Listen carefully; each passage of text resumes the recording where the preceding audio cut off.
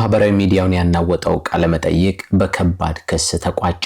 ካውንስሉ ትግስቱን ጨርሷል ተብሏል። ቪዲዮው ሲሰራጭ እንዲህ ያለ ከባድ ማዕበል ያስነሳል ብሎ ማንም አልጠበቀም ነበርም። የኢትዮጵያ ወንጌል አማኞች አብያተ ክርስቲያናት ካውንስል ዝምታውን ሰብሮ ቁጣውን ገልጾታል። ታይቶ በማይታወቅ ሁኔታም ከባድ የሚባል የህግ እርምጃ ሊያስወስድ የሚችል ክስ ነው የተመሰረተው የተባለው። ጉዳዩ ምንድነው? ሰሞኑን በአርቲስት ገነት ንጋቱና በአርቲስት አንተነህ ተርቁ መካከል ተደርጎ የብዙዎችን ትኩረት የሳበውን ቃለ መጠይቅ ብዙ ሰዎች አይተውታል። ይህ ቃለ መጠይቅ አሁን ግለሰቦቹን አጣብቂኝ ውስጥ እንደከተታቸው ነው የተገለጸው። ካውንስሉ ባወጣው አስደንጋጭ መግለጫም ይህ ቃለ መጠይቅ በወንጌላውያን አማኞች ላይ ሆን ብሎ የተሰራጨ የጥላቻ መርዝና ጸያፍ ስም ማጥፋት ነው ሲልም አውጆታል። ካውንስሉ ይህንን ይበል እንጂ በሌላ በኩል ያሉት ደግሞ ሌላ ሐሳብና አስተያየትን እየሰጡ ነው። በተለይ ከተመሳሳይ ጾታ ግንኙነት ጋር በተገናኘ ሐሳባቸውን ያስቀምጡ በጣም በርካቶች እየተናገሩ ነው። ታዲያ ጉዳዩ አወዛጋቢ ነው ተብሏል። በዚህ በኩል ክስ ተመስርቷል፣ በዚያ በኩል ቃለ መጠይቁ ትክክል ነው፣ አስፈላጊ ነው የሚሉ በጣም በርካታ ክርክሮች እየቀረቡ ነው። ለመሆኑ ይህ ቃለ መጠይቅ ወደ ክስ እንዲመጣ ያደረገው ምስጢር ምንድነው? አርቲስቶቹ በቃለ መጠይቁ ላይ ምን አይነት ወጎችን አውግተው ይሆን? በዝርዝር እንመለከተዋለን። ከዚህ ባለፈ አርቲስት አንተነህ ተርቁ ከዚህ ቀደም በእኛ ሚዲያ በኩል ቃለ መጠይቅ ካደረግናቸው ፖይንቶችና ነጥቦች ተነስተን ወደ ኋላ መለስ ብለን ያሳለፈውን የህይወት መስመርም ጭምር እየነገርናችሁ አሁን የተከሰተውን ከባድ ነገርና በወንጌላውያን አማኞች ካውንስል በኩል የቀረበውን የክስ ዝርዝር እናስደምጣችኋለን። ሁሉንም እስከ መጨረሻው ከተከታተላችሁን ተሰማችኋላችሁ። እንደምን አላችሁልን? የምንወዳችሁና የምናከብራችሁ የቻናላችን ተከታታዮች ጎራ ስቱዲዮ ወቅታዊ፣ ማህበራዊ፣ አዝናኝና አስተማሪ የሆኑ ልዩ ልዩ ታሪኮችን እንዲህ እየዳሰሰ ነው ወደ እናንተ ውድ ተመልካቾች የሚያቀርብላችሁ። ዛሬ በእነዚህ ታሪኮች እንዲህ ተገናኘን። ቻናሉን ታዲያ ሰብስክራይብ አድርጉ። ሐሳብ አስተያየታችሁንም ኮሜንት ላይ ጻፉልን። ወደ ዝግጅቱ እንለፍ።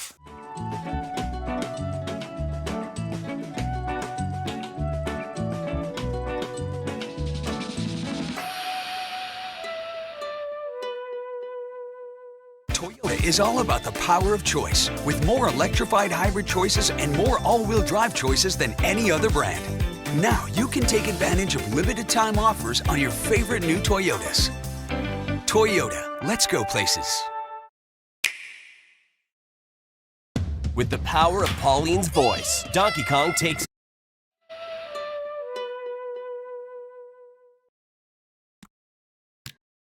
አርቲስት አንተነህ ከዚህ ቀደም ህመም አጋጠመውና ስለሱ በጣም በርካታ ጉዳዮች ሲነሱ ቆይተው ነበርም።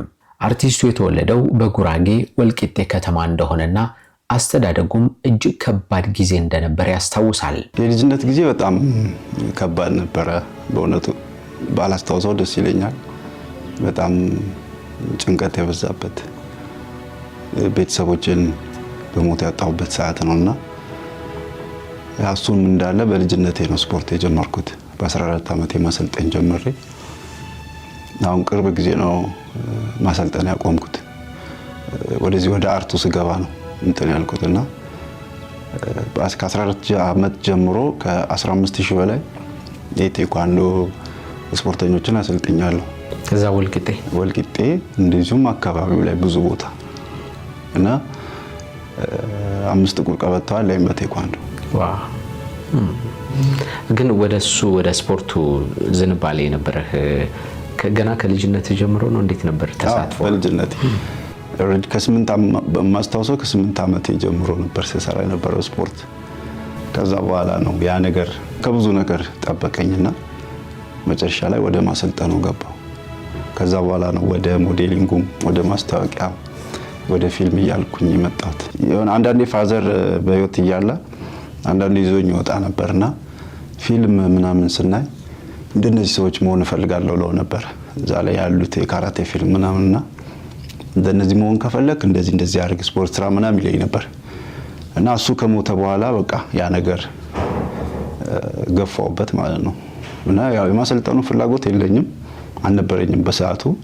ምንድነው በቃ ፊልም ላይ መግባት ነበር። በእንደዚህ አይነት መንገድ ያደገውና የቀጠለው አንተነህ ወደ ኪነ ጥበብ ዓለም የተቀላቀለበትን መንገድ እንዲህ ያስታውሰዋል። ከወልቂጤ አዲስ አበባ እየተመላለስኩኝ እዛ ወልቂጤ እያሰለጠንኩ እዚህም እየተመላለስኩኝ ሰራ ነበር ቴኳንዶና ሞዴሊንጉን ማለት ነው። እና ያው ፍላጎቱ የሙያው ፍላጎት አለኝ የፊልም ሞዴሊንግም። ግን ወደ ፊልሙ ስትመጣ ደግሞ በጣም ከባድ ነው። እንዴት ተከላከልክ? ቅድሚያ የጀመረው ማንኛ ነው? ሞዴሊንግ ነው ወይስ የፊልም? መጀመሪያ የጀመርኩት ሞዴሊንግ ነው። እንዴት ተጀመረ? ብዙ ሰው በቃ በዛ ሰዓት ቀጭን ነኝ ረጅም ነኝ ሞዴል ነህ ምናምን ይለኛል። እኔ ደግሞ አውላለሁ ዝም ብዬ እና ናይስ ነው በደንብ ስራ ምናምን ይሉኛል። እና አንዳንዶቹም የሚቀርቡኝ እንደዚህ ቦታ ስራ ምናምን ብለው ሰው ያናግሩልኝ ነበር የሚያውቁትና ሞዴሊንግ ተመዘገብ። ከዛው እንትን መስራት ጀመርኩኝ። ፋሽን ሾው ምናምን ማቅረብ ጀመርን። ከዛ ያው እንደዛ እያልክ ከሰው ትተዋወቅ የለ አንዳንድ ኦዲሽኖች ሲመጡ ተሰብስበን እንሄዳለን። ወደ ማስታወቂያ ወደ ፊልም እየተባለ ነው ወደዛ ሄድ ነው። ግን ያው ዞሮ ሰው ይፈልጋል፣ ዘመድ ይፈልጋል። እኔ ደግሞ ለፍቻለሁ በጣም የሚገርም ነገር ሰው ሲኖርህ ነው እንትን የምትለውና አሁን የኛ ሀገር የፊልም ኢንዱስትሪ ምንድነው በግሩፕ ተይዟል። ዘንበሪ ግሩፕ አለው። በግሩፕ በቃ እንትና ይስራው ይባላል። የ50 ዓመት ሰውዬ ኮሌጅ ተማሪ ሆኖ ይሰራል። ምን ችግር አለው እኛ ሀገር? የ25 ዓመት ተማሪ የ5 ዓመት እድሜ ያለው ሰው ጺም አርጎ ሽበት አርጎ የአንድ 15 16 20 ዓመት ሴት አባት ይሆናል። ገብቷል? ይሄ እንትን የተዋናይ እጥረት አይደለም።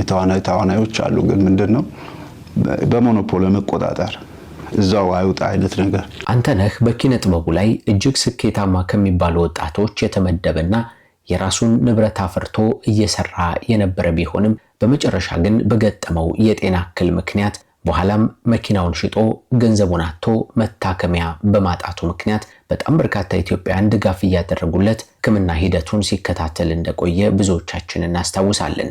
በሞዴሊንጉም በማስታወቂያም በሁሉም በመልካም ሁኔታ እየቀጠልክ ያለ ነው ድንገት እንደዚህ አይነት ነገር የተፈጠረው ወደ ህመም የተከሰተበህና እንዴት ነበር የመጀመሪያው ጊዜ? ምንድን ነበር ችግሩ? ድንገት የመጣ ነገር ነው ወይስ ከበፊት የቀጠለ ነገር ነው? ምን ነበር መነሻው? ድንገት ነው። አንዳንዴ እንትን ሲል እንደ ምክንያት ነገር ሲቆጠርብህ መንገድ ላይ እንቅፋት መጥቶ ተደፍተህ የምትሞትበት ጊዜ አለና ድንገት ነው። በቃ ፊልም ላይ እንደዛ ወደኩኝ። ከዛ በኋላ ነው በቃ ነገሮች እየገነኑ የሄዱት። ቀረጻ ላይ ሆነህ ነው መውደቅ የተፈጠረው? መሬት ላይ በቂጤ እንትን አልኩኝና ወደ 6-7 ጊዜ ተደጋግሟል ያ ቀረጻ።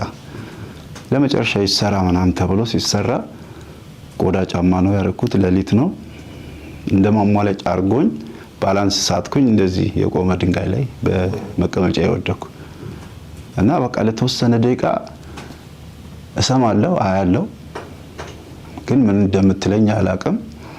በቃ 1000 አይነት ከለር ነው የሚታየኝ። መሬቱ የተገለበጠ መስሎኝ መሬቱን ቆንጥጬ ነው የሚይዘው። ከባድ ነበርና ከዛ በኋላ ሕክምና አረኩ። አይ ምንም የለም ምናምን ነገር ተባልኩና 20 ቀን አካባቢ 15-20 ቀን አንገቴ መንቀሳቀስ አቆመ። ስታከም ወገቤ እግሬ እያለ ከዛ በቃ የሆነ ሰዓት ላይ መንቀሳቀስ አቆም። በቃ ወግሞ ያዘኝ ማለት ነው። ከዛ በኋላ ነው በቃ ብዙ ያለኝን ንብረት ያለኝን ገንዘብ መኪና ምናምን ያው ለሕክምና ለራስ አሰስትም ዋናው ጤና ነው። እሱን እንዳለ ጨረስኩኝ። ጸበልም አንዳንድ ቦታ ሄድኩኝ። ያው አንዳንድ ሰው የተለያየ ነገር ነው የሚለው። አንደኛው ዶክተር እግር መቆረጥ አለበት አለኝ። አንደኛው ዶክተር ወገብ ሙሉ ተቀዶ ብረት መግባት አለበት አለኝ። ልሙት እንጂ ነው አላስነካም፣ ቢላ አይነካኝም አልኩ። When the group chat can't help, get a TurboTax X. አላስነካም፣ ቢላ አይነካኝም አልኩ። በቃ እንደዛ ያለ ቴራፒ ምናምን ያረኩ ነው። ወገቤ ላይ ለውጥ አግኝቻለሁ። ታዲያ በቅርቡ ከአርቲስት ገነት ንጋቱ ጋር በዩቲዩብ ቻናሏ በኩል ቆይታ በማድረጋቸው ያደረጉትም ቃለ መጠይቅ አወዛጋቢና አነጋጋሪ ሆኖ ቀጥሏል። በዚህ ሰዓት አርቲስት አንተነህ ሲናገር አንድ ታዋቂ ፓስተር ነው በፌስቡክ ላይ መጥቶ አዋራኝ። ቪዲዮቹን ገብቻ ያዩሃቸው ሲሰብክና ሌሎችን ሃይማኖታዊ ክንዋኔዎችን ሲያደርግ ይታያል። ይመስለኛል ካንቺ ጋር የነበረኝን ቆይታ አይቶት ነበርም ይላል። ከዚህ ቀደም ከገነት ጋር የነበረውን ቃለ መጠይቅ ወደ ኋላ ተመልሶ በማስታወስ ቪዲዮ ከተለቀቀ ከሳምንት ወይ ከ10 ቀን በኋላ ነው አይዞ በርታ እኔም ጸሎት አደርግልሃለሁ ይለኛል። እኔም ኦርቶዶክስ ነኝ፣ ስለ መጽሐፍ ቅዱስ የሚሰበኩትን የመስማት ችግር የለብኝም እያለ ይናገራል። እናም አይዞህ የሚቸግር ነገር ካለ ጠይቀኝ ይለኛል። በቀን 2 ጊዜ ይደውልልኛል። በስልክ ይደውልና እጅህን የሚያም ቦታ ላይ አድርገው ስፒከር ላይ አድርጌ ጸልይልሃለሁ። ከዚያ በሂደት ስለ ፍቅር ህይወቴ ጠየቀኝና እንደተለያየሁ ከቀድሞ ፍቅረኛዬ ጋር የነበረኝ የፍቅር ግንኙነት እንዳበቃ ነገርኩት። አሁንስ አልያዝክም ብሎ ጠየቀኝ። አሁን እንኳን ስለ ፍቅር የማስብበት ሁኔታ ላይ አይደለሁም። አሁን ላይ የማስበውና የምጨነቀው ስለ ጤንነቴ ብቻ ነው። ያ ነገር አሁን ላይ ብዙ አያሳስበኝም በማለት ነገርኩት። እና ሌላ ነገር ሞክረህ አታውቅም በማለት ሲናገረኝ ማለት ብዬ ቆጣ ስልበት ቆይ መልሼ ልደውልልህ ብሎ ዘጋው። እንዲህ እያልን የሆነ ሰዓት ላይ የምነግርህ ነገር አለኝ።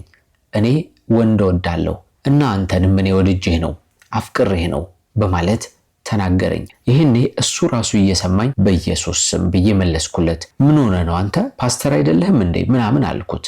ወድጄ እኮ አይደለም በማለት መለሰልኝ። ያ ሰው ታዲያ ሚስጥሬን እባክህ ጠብቅልኝ ብሎ ነገረኝ። እኔም ከዚያ በኋላ አትደውልልኝ አትድረስብኝ ብዬ መለስኩለት ሲል ይናገራል። አንተነህ በመልእክቱ ሲናገር ታዲያ ጴንጤውም ጋር ኦርቶዶክሱም ጋር ሙስሊሙም ጋር እንዲህ አይነት የተሰገሰጉ ሰዎች አሉ።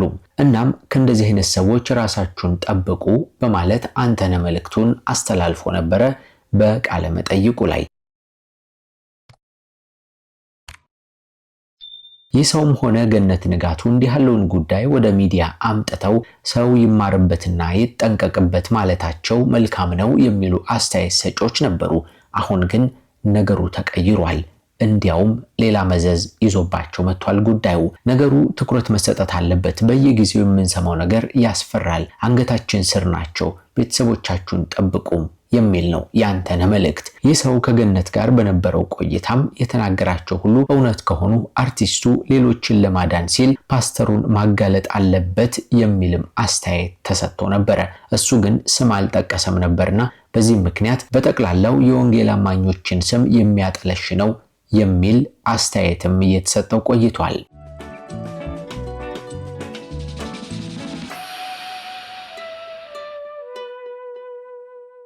በዚህ ምክንያት ነው ይህንን ፓስተር አርቲስቱ ማጋለጥ አለበት የሚሉ አስተያየት ሰጪዎች እየበረከቱ የመጡት። ከዚህ በተጨማሪ አንዳንድ ሰዎች አስተያየታቸውን ሲሰጡ አርቲስቱ የተናገረው የፈጠራ ወሬ ነው እንጂ እውነት አይደለም በማለትም የተናገሩ በማህበራዊ ሚዲያ ላይ አሉ። አርቲስት ገነት ንጋቱ የልብ እውነት በሚለው የዩቲዩብ ቻናሏ ላይ ከአርቲስት አንተነህ ተርቁ ጋር ግብረ ሰዶማዊው ፓስተር አስቸገረኝ በሚል ርዕስ የሰጠችው ቆይታ በርካቶች እንዲህ እየተመለከቱት ነው የሚገኙት። በማህበራዊ ሚዲያ ላይ የተጥለቀለቀው የእነዚህ ሰዎች ንግግር ታዲያ በወንጌላዊው አማኝ በኩል በቸልተኝነት መታየት የለበትም፣ እውነትም ይሁን ተራ ስም ማጥፋት ችላ መባልም የለበትም የሚሉ አስተያየት ሰጪዎች በስፋት ተደምጠው ነበር። በተለይ ካውንስሉ የዚህን ፓስተር ማንነት ሊጠይቅ ይገባል። ፓስተር ብቻ ነው የተባለው ማን እንደሆነ በግልጽ መታወቅ አለበት። አለዚያ ፓስተር ስያሜ ያለው ሁሉ በዚህ ጉዳይ ላይ መጠቋቆሚያ መሆንም የለበትም ያሉትን አስተያየቶች ተመልክተናል። አንዳንዶች ደግሞ በጉዳዩ ላይ አስተያየታቸውን ሲያስቀምጡ በእውነት እንኳን በቤተክርስቲያን ውስጥ የተፈጠረ ችግር ቢሆን አገልጋዩን በስም መጥቀስ ሲገባ በደፈናው መላውን የእምነቱን ተከታይ ገጽታ ለማበላሸት የተደረገው ሴራ ካውንስሉን ከትዕግስት ውጭ አድርጎታል የሚሉ አስተያየቶችን እያየን ነው። በመሆኑም ግለሰቦቹ በሕግ ፊት ቀርበው እንዲጠየቁ ክስ ተመስርቶባቸዋል ነው የተባለው። የክሱን ዝርዝር ሁኔታና እጅግ አስገራሚውን ነገር እምናወጋችሁ ይሆናል። ከዚያ በፊት ግን በሌላ በኩል የተሰጡት አስተያየቶች እንደሚጠቁሙት ከሆነ የአርቲስት ገነት ንጋቱና የአርቲስት አንተነህን ቃለ መጠይቅ በመልካም መንገድ የተመለከቱት ደግሞ አንዳንድ ሰዎችን እያየን ነበረ። የነዚህ ሰዎች ሐሳብ እንደሚያመላክተው ከሆነ የግብረ ሰዶማውያን ህብረት እጅግ እየተበራከተ በመምጣቱ ይህንን ጉዳይ ወደ ሚዲያ አምጥቶ ማጋለጡ እጅግ ተገቢ ነውና አርቲስት አንተነህም የገጠመውን ነገር አምጥቶ መናገሩ ልክ ነው የሚሉ ነበሩ።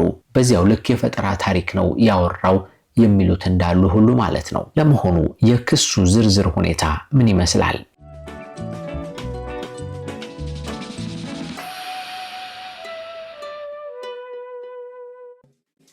When I started my record label, the business side of things, taxes, finance.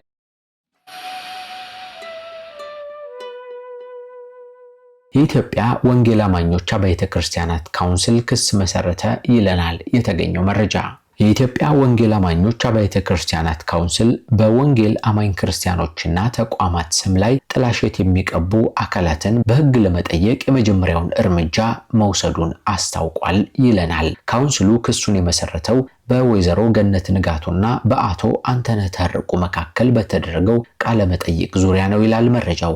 በቃለ መጠይቁ ላይ የቀረቡትን ሐሳቦች የሚያስረዳው የክስ ዝርዝሩ ለእምነቱ ተከታይ ካላቸው ጥላቻ የመነጩ ናቸው ይላል። የወንጌል አማኞችን መንፈሳዊ ገጽታና ክብርም የሚያጎድፉ ናቸው ሲልም ይጨምራቸዋል። ማንነታቸው በግልጽ ያልተጠቀሰ ግለሰቦች በጅምላ በመወንጀል የእምነቱን ተከታዮች ገጽታ የሚያበላሹ ናቸው ሲልም አክሎታል በመረጃው። ካውንስሉ ባወጣው መግለጫም ግለሰቦቹ ያሰራጩት መረጃ በማስረጃ ያልተደገፈና ሆን ተብሎ የቤተ ክርስቲያንን ስም ለማጠልሸት የተደረገ ተግባር መሆኑን ገልጿል። በመሆኑም ጉዳዩን ወደ ሕግ በመውሰድ በይፋ ክስ መመስረቱን አረጋግጧል። ከዚህም ጋር ተያይዞ ካውንስሉ የተለያዩ ጥብቅ ማሳሰቢያዎችን አስተላልፏል። በተለያዩ ማህበራዊ ሚዲያ መድረኮች ላይ ሙያዊ ስነ ምግባርን ባልተከተለ መልኩ የእምነት ተከታዮችን ገጽታ የሚያበላሹ ስራዎች እንዲቆሙ አሳስቧል። የነጻነት ድንበርን በማለፍ የእምነት ተቋማትን ክብር የሚነኩ አካላት ከድርጊታቸው እንዲቆጠቡ፣ ካልሆነም ግን ተመሳሳይ የሕግ እርምጃ እንደሚጠብቃቸው አስገንዝቧል። በአርቲስት ገነት ንጋቱና በአርቲስት አንተነህ ተርቁ ላይ የተመሰረተው ይህ ክስ ታዲያ ምን ሊያመጣ ይችላል? በአርቲስቶቹስ ላይ እንዴት አይነት አደጋ ሊኖረው ይችላል? የሚለው በብዙ ሰዎች ዘንድ የሚጠበቅ ነው። ቀጣይ የሚወጡትን ዝርዝር ሁኔታዎች ደግሞ አዳዲስ መረጃዎችንም ጭምር አካተን የምንነግራችሁ ይሆናል። በተለያየ ዓለም ክፍል ሆናችሁ ጎራ ስቱዲዮን ተቀዳሚ ምርጫ አድርጋችሁ የምታደምጡንና የምትከታተሉን ውድና የተከበራችሁ ተከታታዮቻችን የዛሬዎቹ ወቅታዊና አነጋጋሪ ጉዳዮች እነዚህን ይመስላሉ። በሚቀጥለው ደግሞ በሌሎች ጉዳዮች እንደገና እንገናኛለን። እስከዚያ ቻናሉን ሰብስክራይብ አድርጉ። ሐሳብ አስተያየታችሁንም ኮሜንት ላይ ጻፉልን። እስከዚያው ሰላም ቆዩ።